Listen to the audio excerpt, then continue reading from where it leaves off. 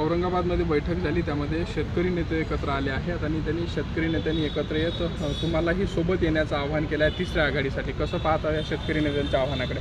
आम्ही पहिले आता संभाजीनगरचा 9 तारखेचा आंदोलन आमचं आहे.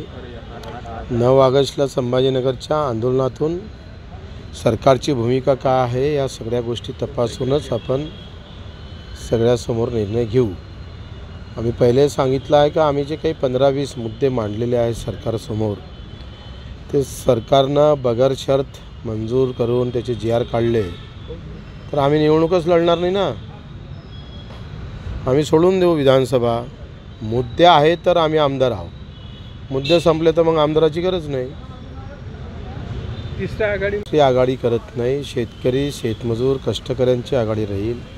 हे बाकीचे सगळे आघाडी युती हे तिसरी आघाडीमध्ये जाऊ शकतो. आमची आघाडी पहिली राहील. आम्ही म्हणून काय तिसरी आघाडी म्हणतो तुम्ही लहान आहे म्हणून? असं थोडं आहे काही. याची आघाडी आहे, याची युती आहे तर आमचं अधिक दुसरं काही देऊ, आम्ही दल करू त्याचं.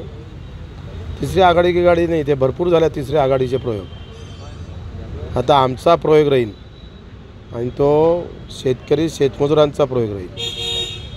दिव्यांगाचे प्रमाणपत्र घेऊन जे अनेक जणांची नोकऱ्या घेतलेल्या आहेत त्याच्या अनेक तक्रारी येऊन राहिल्या. त्यांना 9 ऑगस्टपर्यंत सूट आहे. 9 ऑगस्ट माझं आंदोलन झालं का आम्ही आमच्या कार्यकर्त्याचं प्रहारच्या स्टाईलनं अधिकाऱ्यानं जर कारवाई केली नाही, जे डुप्लिकेट आहे बोगस दिव्यांग प्रमाणपत्र घेऊन नोकरीवर लागले त्यांना हंटर मारो कार्यक्रम सुरू करू.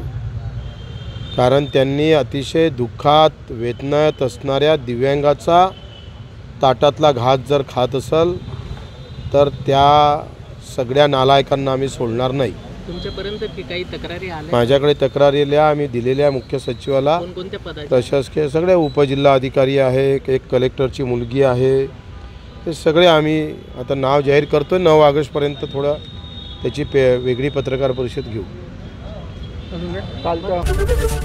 ABP माझा, उघडा डोळे बघा नीट.